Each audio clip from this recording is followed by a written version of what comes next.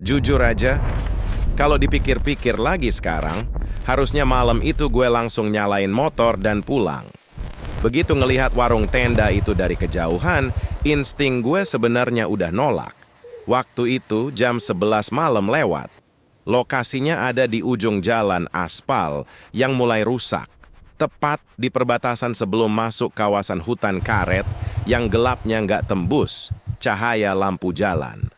Angin malam itu lumayan kencang, bikin suara daun-daun karet di belakang warung bergesekan terus. Suaranya menderu, kasar, kayak suara sapu lidi raksasa yang diseret di atas aspal. Tapi saat itu, gue milih buat turun dari motor, buka helm, mengabaikan firasat buruk yang mulai bikin perut gue nggak enak. Gue butuh konten, kebutuhan yang rasanya udah lebih mirip keputusasaan. Sebagai food reviewer yang channel YouTube-nya lagi nyungsep parah, gue udah nyoba segala cara. Algoritma bener-bener lagi menghukum gue. Viewers turun drastis, sponsor pada kabur. Sementara itu, di rumah, ibu gue diam-diam nangis tiap malam sambil megang buku catatan utang. Kontrakan warung makan kecil milik ibu udah nunggak 3 bulan. Makanya, malam itu gue nekat belusukan, nyari hidden gem. Harapan gue cuma satu, nemu tempat makan yang sepi, aneh, sekalian mistis kalau bisa, demi ngedongkrak views. Orang Indonesia kan suka banget sama hal-hal berbau misteri, kan? Waktu itu gue mikirnya sesederhana itu. Gue gelar tripod, masang kamera, layar kecil dari kamera mantulin wajah gue sendiri. Mata berkantung, pucat, kelihatan banget capeknya. Di sekeliling gua, warung ini bener-bener sunyi. Nggak ada pembeli lain selain gue. Lampu pijar 5 watt yang digantung di tengah tenda warnanya kuning redup. Sering kedap-kedip tiap kali ketiup angin. Ada bau yang aneh di udara. Bukan sekadar bau masakan warung pinggir jalan pada umumnya. Ini bau minyak jelantah yang udah digoreng berkali-kali sampai gosong, bercampur sama aroma getah karet yang agak langu. Bikin napas terasa agak berat. Tret, tret, HP di kantong celana gua getar. Gua cek layarnya. Pesan WhatsApp dari ibu. Ren, yang punya kontrakan warung tadi sore mampir lagi. Ibu bilang besok pagi baru bisa bayar setengahnya. Kamu pulangnya jangan kemalaman ya. Kalimatnya gantung. Nggak ada desakan marah. Cuma nada pasrah dari seorang ibu yang udah mentok. Tapi buat gua, pesan itu rasanya kayak batu bata yang dihantamkan pelan-pelan ke dada gue. Sesak, malu.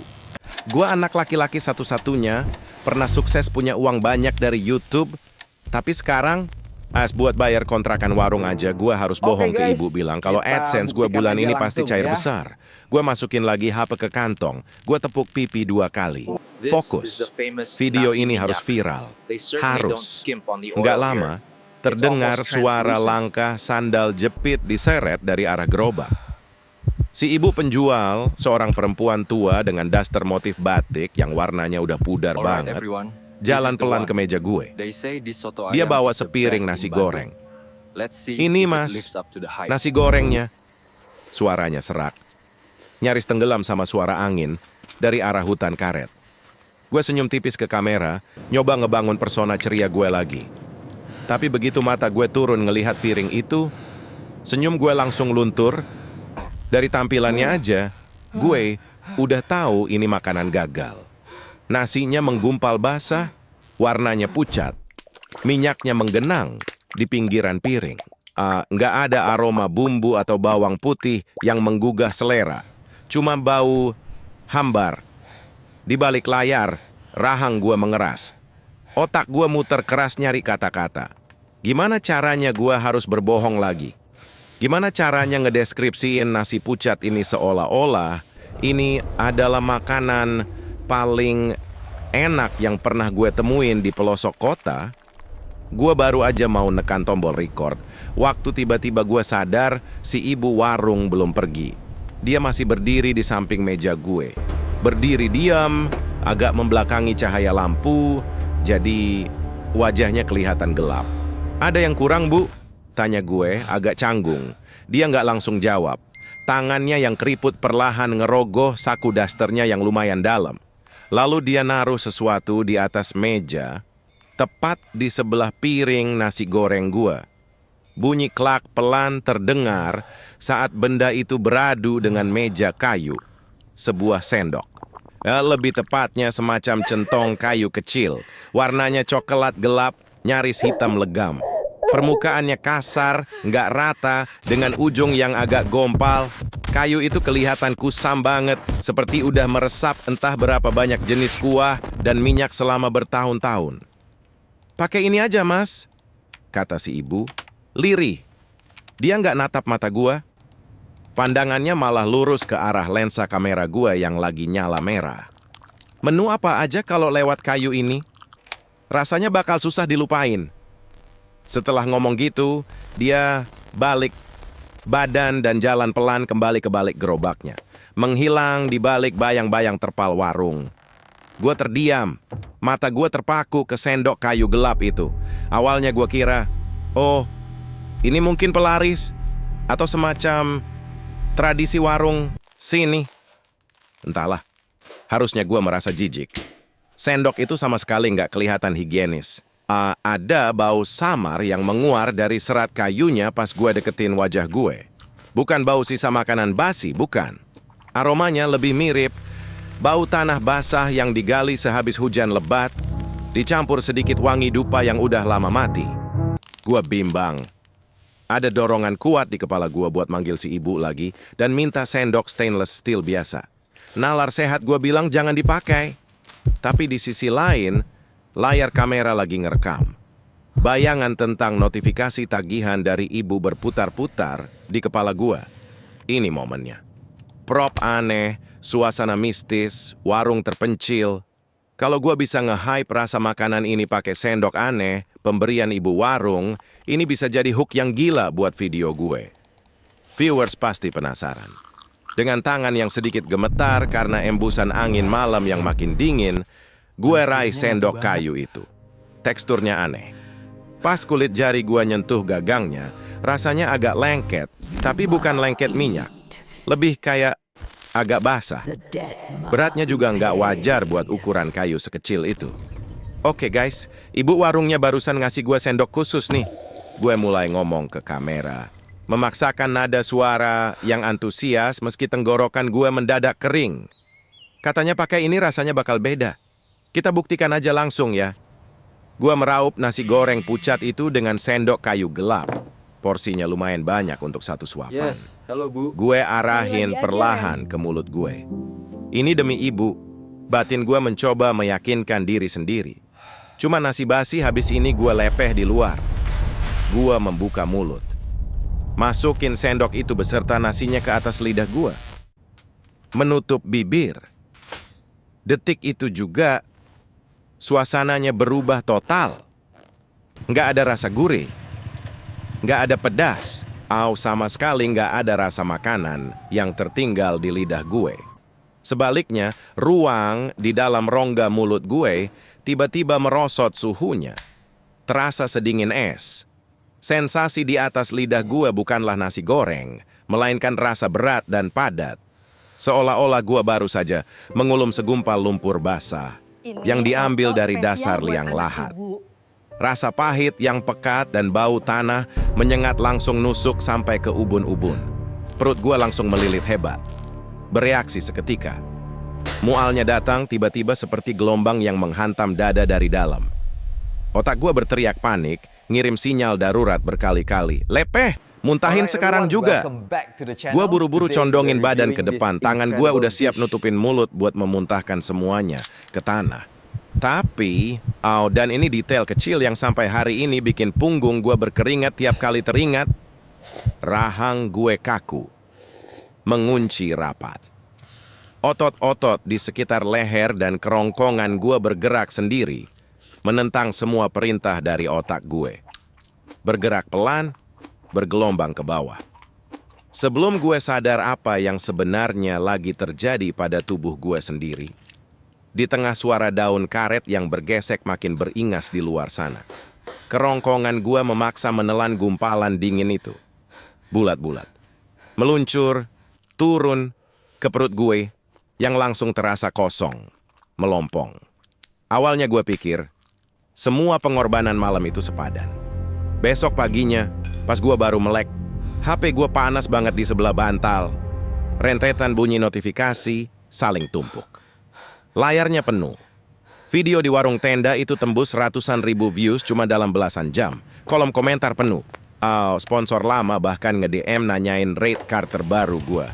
Gua bisa ngasih ibu uang tunai buat lunasin sisa kontrakan warungnya. Waktu nerima uang itu, ibu sampai nangis dan meluk gue erat. Senyum ibu pagi itu, jujur, itu bikin gue ngerasa lega luar biasa. Beban di pundak gue kayak keangkat setengahnya. Karena euforia itu, gue berusaha keras buat ngelupain sensasi mual, rasa dingin, dan gumpalan aneh yang gue telan malam sebelumnya. Gue yakinin diri sendiri kalau itu cuman asam lambung gue yang lagi kumat karena kecapekan dan stres mikirin utang. Logika gue bilang gitu. Semua udah beres. Pokoknya, kehidupan gue udah normal lagi. Tapi rasa aman itu ternyata cuman ilusi yang bertahan sampai jam 3 pagi di hari berikutnya. Malam itu gue lagi duduk sendirian di kamar kos yang sempit. Lampu utama gue matiin, cuma nyisain cahaya kebiruan dari layar laptop yang nembak langsung ke muka gue.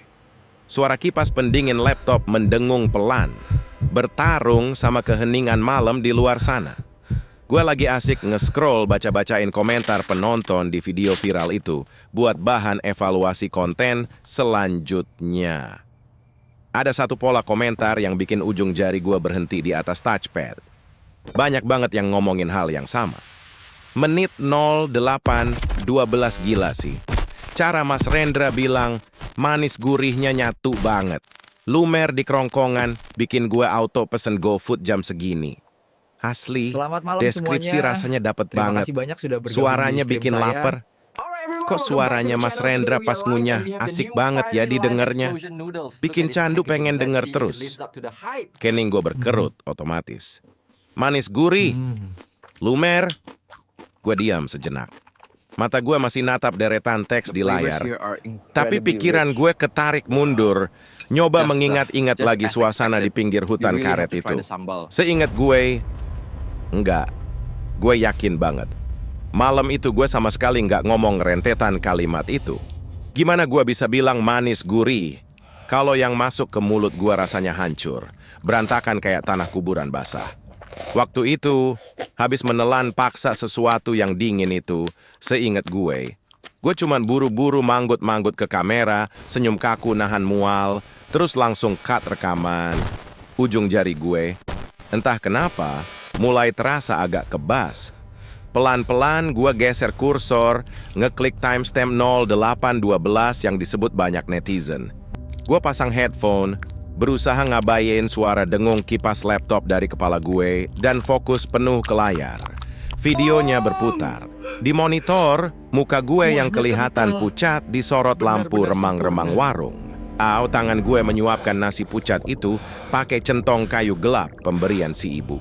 Lalu, rahang gue mulai mengunyah. Kunyahan pertama. Di dalam headphone, gue dengar suara cap-cap basah yang sangat jelas. Terlalu jelas. Padahal seingat gue malam itu angin lagi kencang-kencangnya. Suara daun karet yang bergesekan kasar pasti bocor ke mic. Tapi di hasil rekaman ini, suara anginnya seolah-olah dipaksa mundur ke belakang, digantikan sepenuhnya oleh suara kunyahan di dalam mulut gua yang entah gimana diamplifikasi berkali-kali lipat. Suaranya bergema aneh di telinga gua. Lalu, sosok gue di layar itu menelan ludah, dan keluarlah kalimat itu. Wah, ini gila sih. Manis gurihnya benar-benar nyatu di lidah. Lumer, di kerongkongan. Napas gua mendadak kerasa tertahan di pangkal tenggorokan. Dada gue serasa diikat sabuk yang ditarik kencang. Suara di video itu memang suara gua. Timbrenya, intonasinya, tarikan napas di sela-sela katanya, semuanya benar-benar gua. Tapi ada yang salah. Suara itu terdengar terlalu bernafsu, terlalu puas. Gue ulang bagian itu. Sekali, 2 kali, 3 kali. Gue condongkan badan ke depan, merhatiin baik-baik gerakan bibir gue di video. Bibir gue memang bergerak membentuk kata-kata itu, tapi mata gue di layar itu kelihatan kosong. Menatap lurus ke lensa, tapi sama sekali nggak fokus. Dan yang paling bikin lambung, gue serasa melorot jatuh ke bawah. Gerakan bibir itu telat sepersekian detik dari suara yang keluar. Sangat tipis bedanya. Tapi gue yang biasa ngedit video sadar betul. Kayak, bukan gue yang lagi ngomong, melainkan ada sesuatu di dalam leher gue yang lagi meminjam pita suara gue buat bicara, sementara bibir gue cuman ngikutin secara refleks kayak boneka.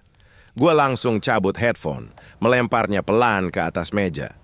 Ruang kamar kos yang sempit ini tiba-tiba kerasa makin pengap. Keringat dingin mulai merembes di tengkuk. Gue coba putar otak, mencari rasionalisasi. Mungkin file audionya emang geser pas proses render kemarin.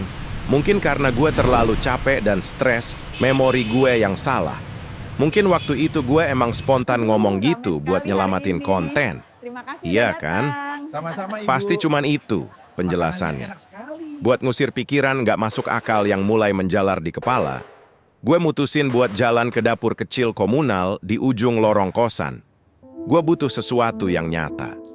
Gue butuh ngerasain sensasi fisik yang normal buat ngebuktiin kalau badan gue baik-baik aja. Gue ambil sebungkus mie instan goreng. Ada makanan sejuta umat yang rasanya udah hafal mati di luar kepala. Gue rebus air. Baunya yang tajam dan khas harusnya langsung ngisi ruangan pas gue tuang bumbunya ke piring. Pakai garpu stainless steel biasa dari rak, gue bawa mangkuk itu ke meja kecil. Tangan gue masih agak gemetar pas menggulung mie yang masih ngepul panas. Gue tiup pelan beberapa kali, lalu gue masukin ke mulut. Panasnya kerasa nyengat di bibir. Tekstur keriting minyak kerasa bergesekan di langit-langit mulut. Gue mengunyah. Sekali. 2 kali. Rahang gue berhenti bergerak. Mata gue membelalak. Natap kosong ke arah mangkuk. Panasnya ada. Tekstur kenyalnya ada. Tapi nggak ada rasa apa-apa. Sama sekali. Kosong. Hambar. Gue telan paksa mie itu, perut gue sedikit menolak. Gue buru-buru ngerobek sisa bungkus bumbu instan, ngambil sejumput bubuk gurihnya dengan jari yang gemetar, lalu menempelkannya langsung ke atas lidah. Permukaan lidah gue kerasa berpasir karena butiran bubuk itu. Gue tunggu sedetik, 2 detik, lidah gue cuma terasa tebal. Gurihnya MSG, rasa asin yang tajam, pedasnya, semuanya lenyap. Bersih. Seolah-olah sensor pengecap di mulut gue baru aja dihapus paksa. Di tengah sunyinya lorong kos-kosan menjelang subuh itu, gue natap pantulan wajah gue sendiri di kaca jendela dapur yang gelap.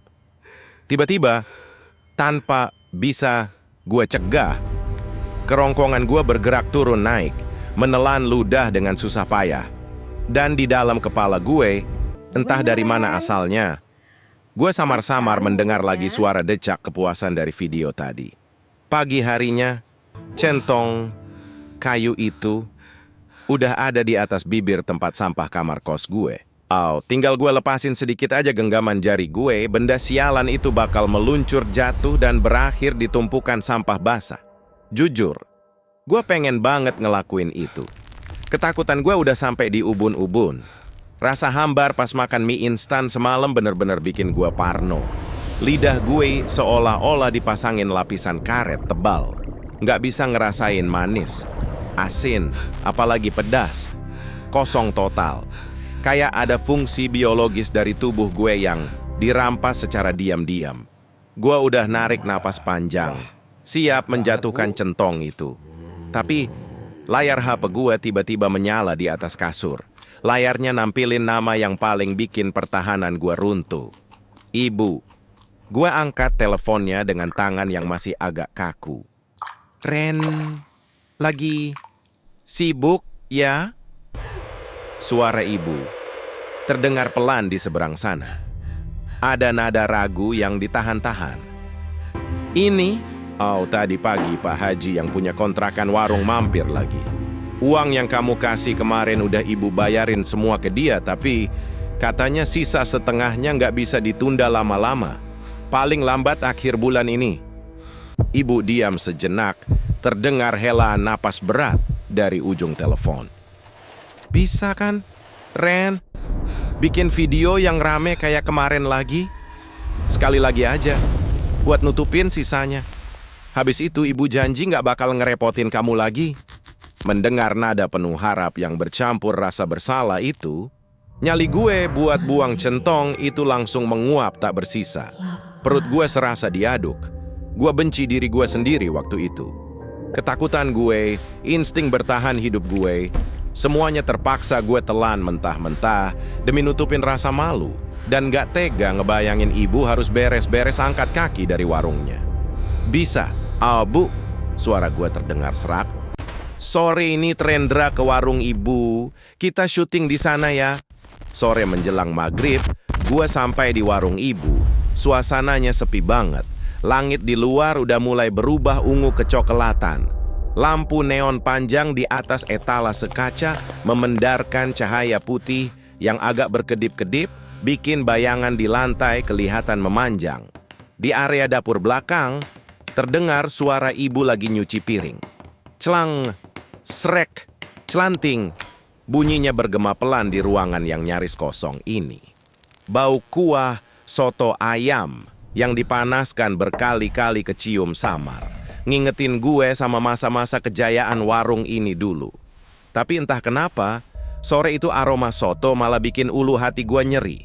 Gue set up tripod di meja paling sudut agak jauh dari pandangan ibu. Lalu, dengan ujung jari yang terasa kebas, gue keluarin centong kayu gelap itu dari dalam tas. Nggak tahu ini cuma perasaan gue yang lagi kacau atau emang beneran. Tapi kayu ini kerasa beda dari kemarin. Bobotnya terasa lebih padat di telapak tangan. Dan di bagian gagangnya, rasanya agak hangat. Bukan hangat karena suhu ruangan, melainkan hangat yang ganjil. Seperti memegang pergelangan tangan seseorang yang lagi demam. Gua buru-buru nepis pikiran sinting itu. Fokus, Ren. Cuman satu video lagi. Habis itu kelar. Ibu datang bawa semangkuk soto ayam yang uapnya masih mengepul tebal. Nah, ini soto spesial buat anak ibu. Makannya yang lahap ya, Ren. Biar penontonmu pada ngiler lihatnya. Canda ibu. Matanya sedikit menyipit karena senyum. Beliau lalu nepuk pundak gue pelan sebelum balik lagi ke belakang. Tepukan itu, rasanya malah kayak rantai yang ngunci leher gue di kursi ini. Nggak ada jalan mundur. Gue nyalain kamera. Senyum kaku mulai gue pasang secara otomatis. Gue ciduk kuah soto yang berminyak kuning itu pakai centong kayu. Uap panasnya langsung nerpa wajah gue. Begitu ujung centong itu menyentuh bibir dan kuahnya mengalir ke lidah. Kosong. Lagi-lagi hambar mutlak. Air kaldu ayam yang harusnya gurih berempah itu sama sekali nggak ninggalin jejak rasa di sensor pengecap gue. Cuman kerasa kayak menelan air ludah sendiri yang dipanaskan. Semua cita rasanya disedot habis sebelum otak gue sempat memprosesnya. Tapi kali ini, sesuatu di balik sendok ini nggak cuman ngambil rasa. Ia mulai menuntut lebih. Saat gue lagi pura-pura mengunyah suwiran daging ayam yang teksturnya kerasa kayak ampas kertas basah di mulut, tiba-tiba kerongkongan gue menyempit hebat.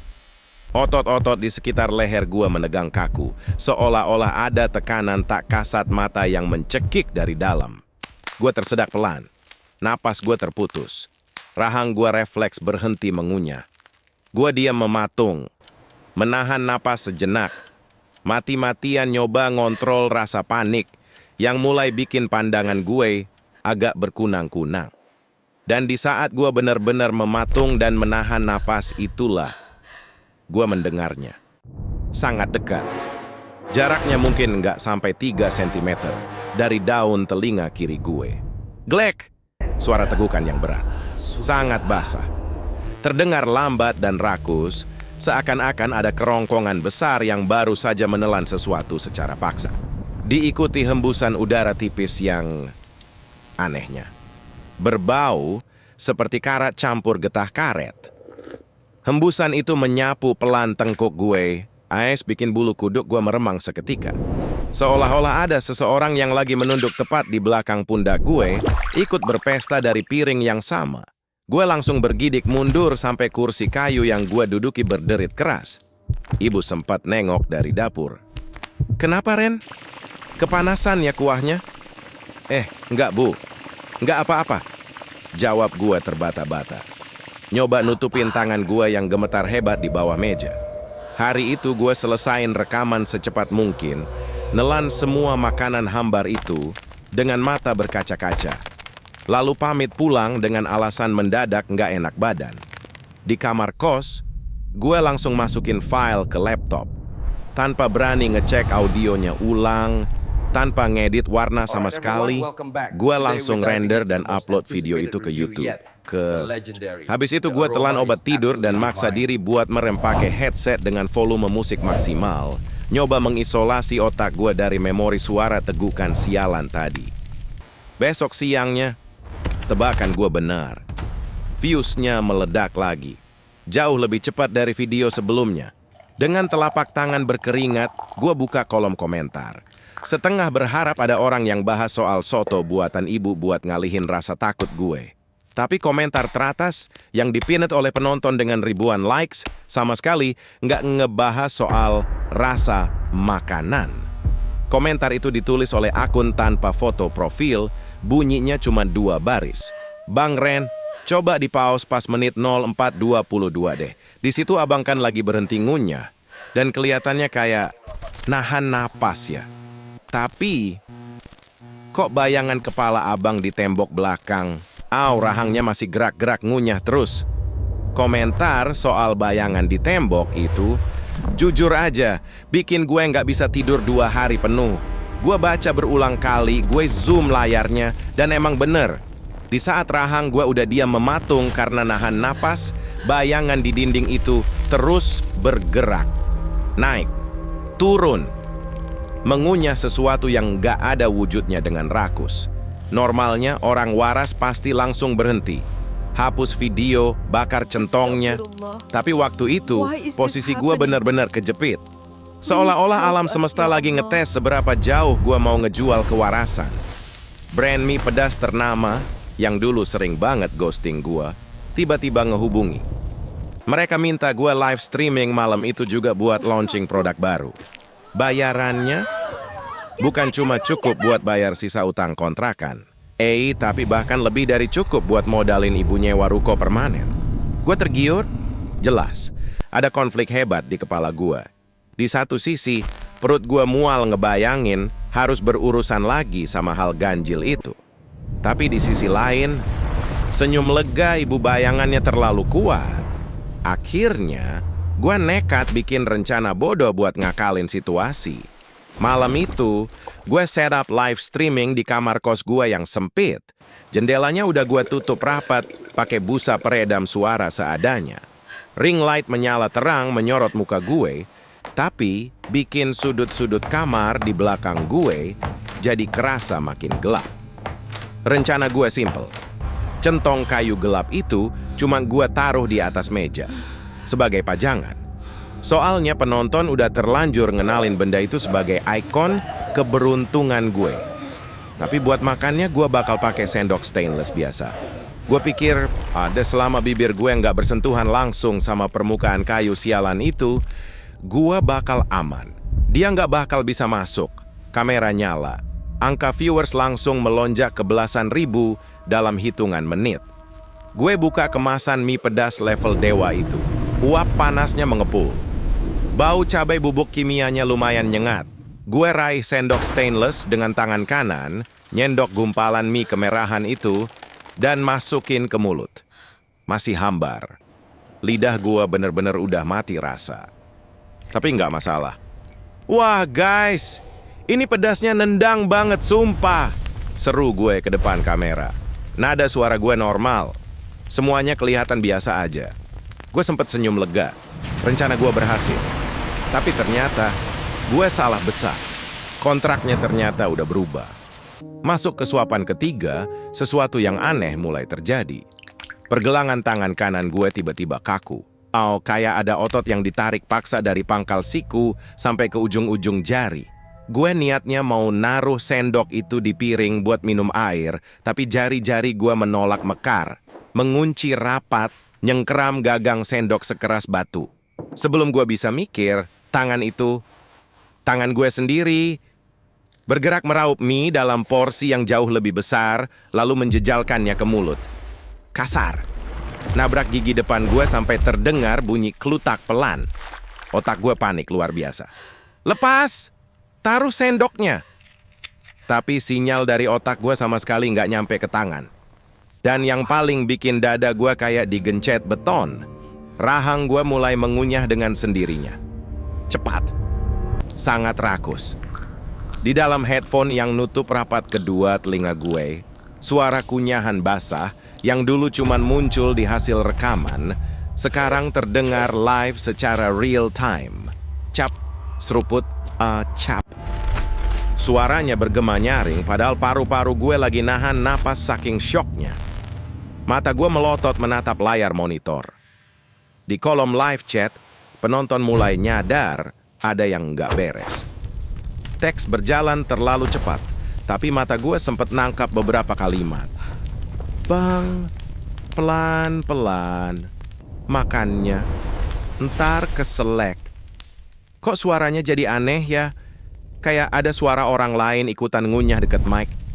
Bang Ren matanya kenapa melotot gitu, tangannya kaku banget. Gue mau teriak minta tolong. Gue mau bilang ke ribuan orang yang lagi nonton kalau gue nggak bisa ngendaliin badan gue sendiri. Dengan sisa tenaga, gue buka mulut lebar-lebar buat meneriakkan kata tolong. Tapi yang keluar dari pangkal tenggorokan gue bukan suara gue. Atau lebih tepatnya, itu suara gue yang intonasinya sudah dibajak. Kuahnya kental, bumbunya meresap sampai ke serat daging. Ini benar-benar sempurna. Nadanya naik turun nggak beraturan. Kadang terdengar berat serak, kadang meninggi sember. Pita suara gue dipaksa bergetar menghasilkan kata-kata penuh kepuasan. Sementara di saat yang bersamaan, ulu hati gue kedorong ke atas. Gue mual parah. Perut gue menolak makanan hambar itu. Gue dry heave, tersedak dan batuk tertahan. Tapi tangan kanan gue dengan brutalnya terus menjejal masuk sisa makanan ke rongga mulut yang udah penuh sesak. Air mata refleks menetes dari sudut mata gue karena saluran pernapasan gue nyaris buntu. Di monitor, live chat makin liar dan panik. Sumpah merinding, suaranya dobel woi. Bang, lu kesurupan ya? Berhenti bang, muka lu pucat banget. Itu di pojokan belakang lemari bayangan apaan anjir melar gitu? Mata gue dengan susah payah melirik ke arah centong kayu di atas meja. Benda itu diam. Nggak bergeser seinci pun, tapi entah gimana. Bayangan centong itu memanjang secara nggak logis. Di bawah cahaya ring light, menjalar di atas meja, dan ujung bayangannya menyambung langsung dengan bayangan tubuh gue di tembok. Sistemnya nggak butuh gue nyentuh kayunya lagi. Ia udah merambat lewat perantara lain. Tiba-tiba, aplikasi OBS di laptop crash. Layar monitor langsung blank. Detik berikutnya, ring light berkedip sekali. Lalu mati total. MCB kosan gue kayaknya anjlok. Kamar itu seketika tenggelam dalam gelap gulita yang pekat. Gue jatuh, terjerembab ke lantai. Terbatuk-batuk keras mengeluarkan sebagian makanan. Tangan kiri gue mencengkeram leher, yang ototnya masih berkedut-kedut mencoba menelan sisa kunyahan. Napas gue putus-putus. Keringat dingin membasahi seluruh punggung. Kamar itu benar-benar sunyi. Nggak ada suara kipas laptop, nggak ada suara dari luar. Tapi kemudian, dari sudut kamar yang paling gelap, tepat di ruang sempit antara tembok dan belakang lemari baju gue, terdengar suara sendawa pelan yang beraroma bau tanah basah. Lalu, dalam keheningan total itu, gue mendengar suara gue sendiri. Persis suara gue, berbisik lirih dari arah kegelapan. Masih belum kenyang. Malam itu juga, Di tengah sisa kegelapan kamar kos yang mati lampu, gue merangkak di lantai nyari senter HP. Napas gue masih putus-putus. Tangan gue meraba-raba meja dan menemukan centong kayu itu. Nggak ada bayangan aneh lagi yang memanjang. Benda itu sekarang cuma kerasa dingin, sedikit berlendir di bagian gagangnya. Gue bawa benda sialan itu ke halaman belakang kosan, tepat di sebelah tempat sampah yang bau. Pakai batu bata bekas yang gue temuin di tanah, gue hantam centong itu berkali-kali. Nafas gue memburu. Anehnya, kayunya nggak patah berderak kayak ranting kering pada umumnya. Teksturnya malah kerasa ulet, kayak lagi ngancurin tulang rawan tebal yang masih terbungkus lapisan basah. Begitu akhirnya hancur terbelah, ada aroma menyengat yang langsung menguar ke udara. Campuran antara bau tanah galian baru dan minyak goreng tengik. Gue siram serpihannya pakai bensin dari botol eceran buat motor, lalu gue bakar. Gue tatap apinya yang menyala agak kehijauan, sampai benda itu benar-benar jadi abu hitam. Di titik itu, ada perasaan lega yang aneh merambat di dada. Otak gue nyoba meyakinkan diri sendiri. Udah, selesai, semuanya udah berakhir. Besok paginya, tanpa mikir panjang, gue hapus channel YouTube gue, hilang, lenyap tak bersisa.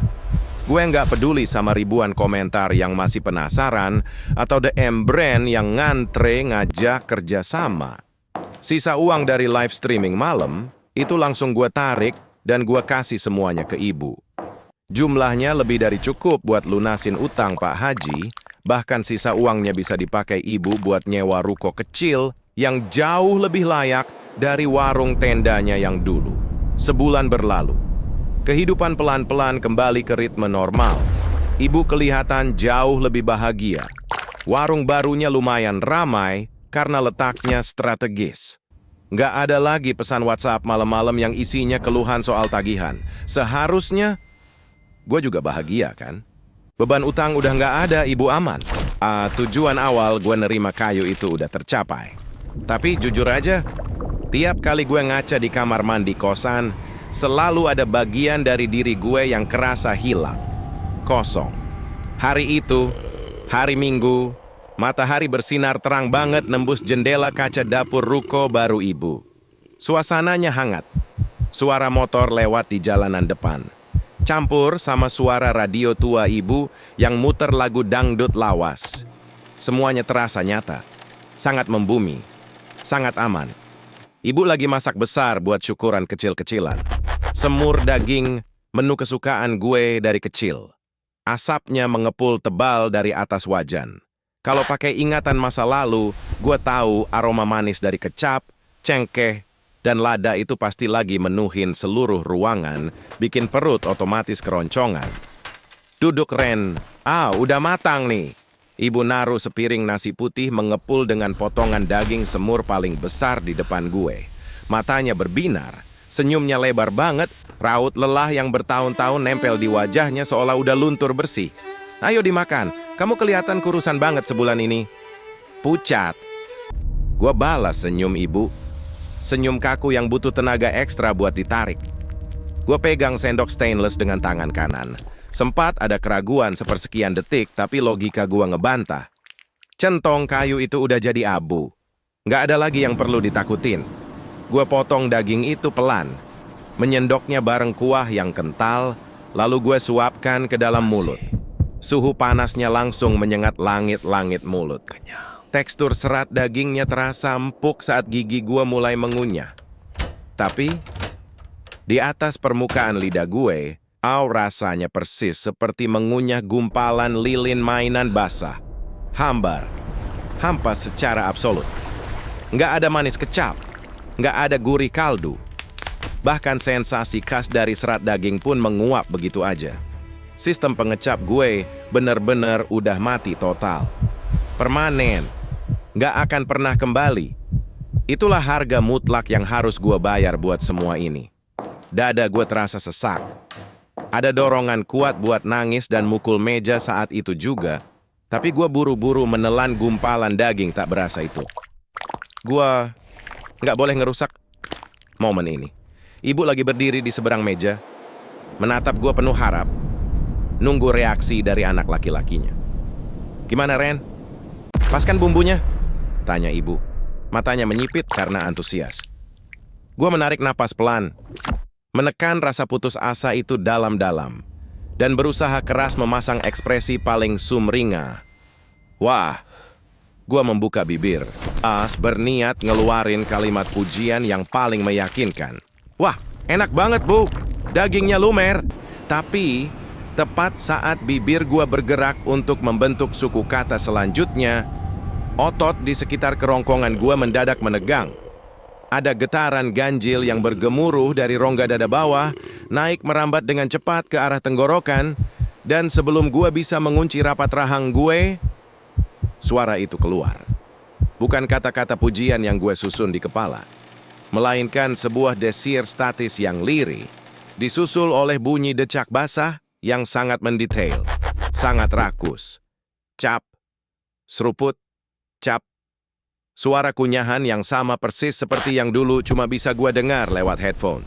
Bedanya, kali ini nggak ada mic, nggak ada kamera, nggak ada centong kayu gelap.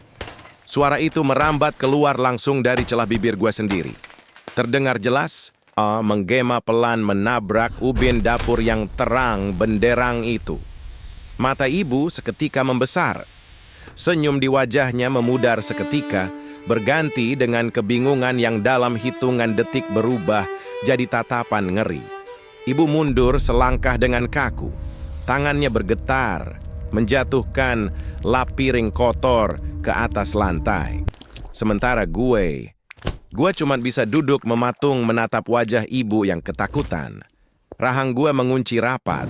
Tapi dari dalam perut gue yang kosong melompong, suara tegukan berat dan desah kepuasan itu terus terdengar.